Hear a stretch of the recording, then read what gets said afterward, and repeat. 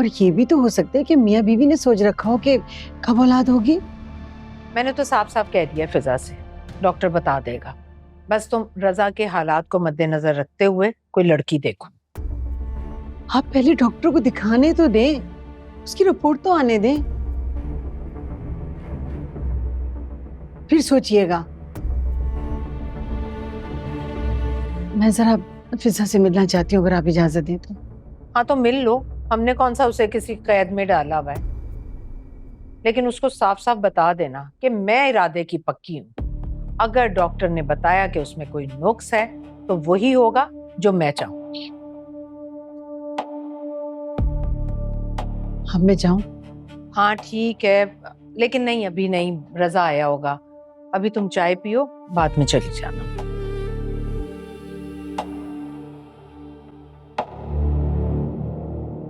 फिजा, मैंने गायनेकोलॉजिस्ट से अपॉइंटमेंट ले ली है। हम साथ चलेंगे, तैयार हैं? आता हूँ। ठीक है।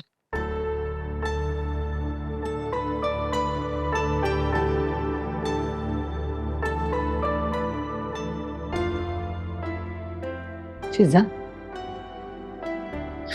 खाला जीती रहो बेटा। आप कब आए? बस अभी, मुझे तुमसे जरूरी बात करनी है। इधर आओ।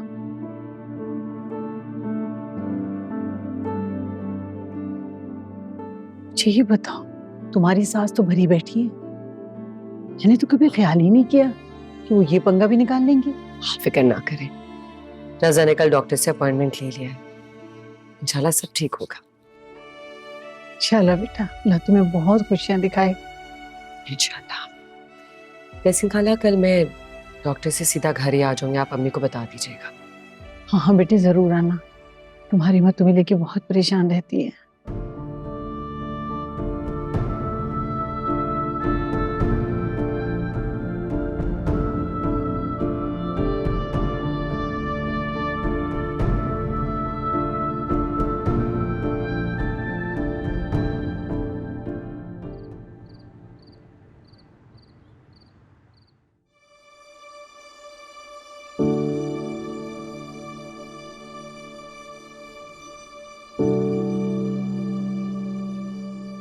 क्या हुआ इस टाइम? गाड़ी की चाबी क्यों मंगवाई है? कुछ नहीं, कहीं जाना था मुझे, तुम चलोगे साथ? नहीं यार, मैं थका हुआ हूँ काफी। यूनिवर्सिटी के बाद बाबा ने बुला लिया था, कुछ चीजें चाहिए थी उन्हें मार्केट से। लेकिन तुम इस टाइम जाओगे कहाँ? सोच रहा था सुरैया आंटी से मिलने चला जाऊं, और उसके बाद वहीं अपने पुराने ठिकाने पर, समंदर के पास। अली, इस टाइम रात को समंदर पर तुम अकेले?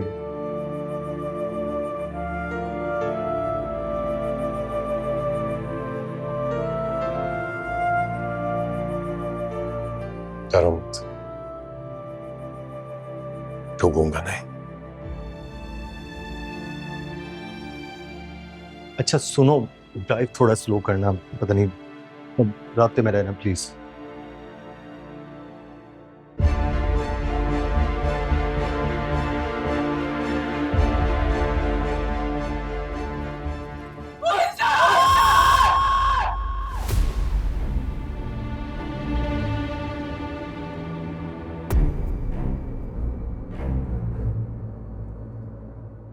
आप भूल गई हैं कि उसकी मौत की जिम्मेदार आप हैं? नहीं, मेरी वजह से कुछ नहीं हुआ, मेरी वजह से नहीं, बिल्कुल नहीं मेरी वजह से।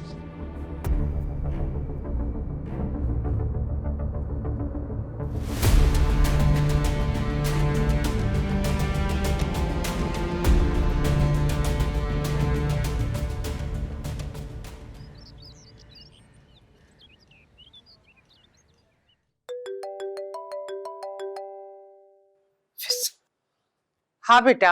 अम्मी आज मैं घर आ रही हूँ, बस रजा मुझे डॉक्टर के पास दिखाकर आपके घर ड्रॉप कर देंगे। अच्छा, कब तक आओगी बेटा? मैं निम्रा को लेके हॉस्पिटल जा रही हूँ। अम्मी बस लंच टाइम तक आ जाऊंगी, लंच आप लोगों के साथ ही करूंगी। अरे बेटा, जब तक तो मैं आ ही जाऊंगी, बस तू मुझे मैसेज कर देना। ठीक है अम्मी, मैं मैसेज कर दूंगी। आप कैसी हैं? तबीयत कैसी है आपकी? बहुत परेशान हूँ बेटा। तुम्हारी तरफ से खैरियत मिलेगी तो मुझे भी सुकून मिलेगा ना। मेरा दिल कहता है कि सब कुछ ठीक होगा, आप फिक्र मत करें, बस आके बातें करते हैं। ठीक है बेटा। अच्छा अम्मी सुने, निम्रा के सारे टेस्ट अच्छी तरीके से कराइएगा और सारी रिपोर्ट्स पुरानी वाली भी साथ लेके जाइएगा। चलो तू मुझे मैसेज कर देना बेटा। खुदा हाफिज।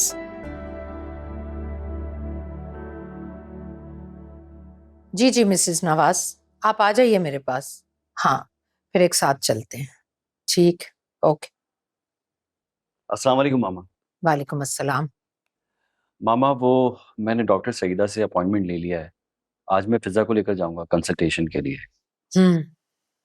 फिर उसे उसकी अम्मी के घर ड्रॉप कर दूंगा। ऑफिस से वापसी पे उसे लेता हुआ आऊंगा।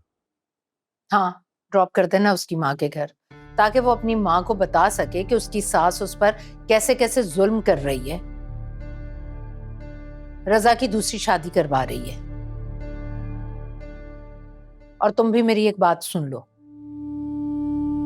उससे कह देना कि उसे सौतन को बर्दाश्त करना होगा, वरना तलाक ले ले। मामा ये आप क्या कह रही हैं? बिल्कुल ठीक कह रही हूं मैं। बहुत इंतजार कर लिया मैंने औलाद के लिए।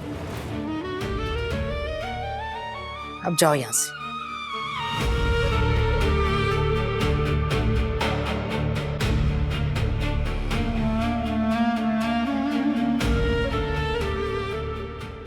नासिर बेटा, मैं तुम्हें कॉल कर रहा था, तुमने रिस्पॉन्स नहीं किया।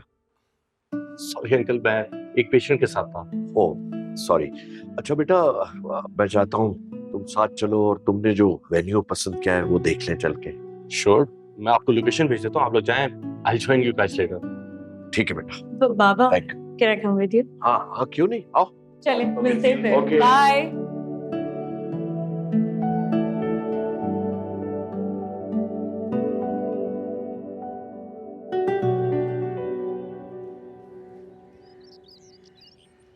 यहाँ अब नया मामला खुल गया। मॉम फिर से फिजा भाभी के पीछे पड़ गई। मॉम की बात सुनकर बहुत अफसोस हुआ। मुझे बिल्कुल अफसोस नहीं, क्योंकि उनसे ऐसी ही कड़वी बातों की उम्मीद है। बात अगर औलाद के ना होने तक रहती तो ठीक था। फिजा भाभी को तलाक और रजा भाई को दूसरी शादी की सलाह देना, ये तो हद हो गई यार। लेकिन तुम्हें लगता है कि रजा दूसरी शादी करने के लिए राजी होगा? तलाक दे देगा? मॉम के सबसे फरमाबरदार बेटे हैं, उनकी कही हर बात रजा भाई के दिमाग में उतर जाती है। मुझे नहीं लगता कि वो तलाक देगा फिजा भाभी को। इसकी वजह यह है कि इतना अरसा गुजर गया उनके साथ रहते हुए, अब आदत हो गई होगी। शायद अल्लाह करे ऐसा ही हो। ऐसा ही होगा।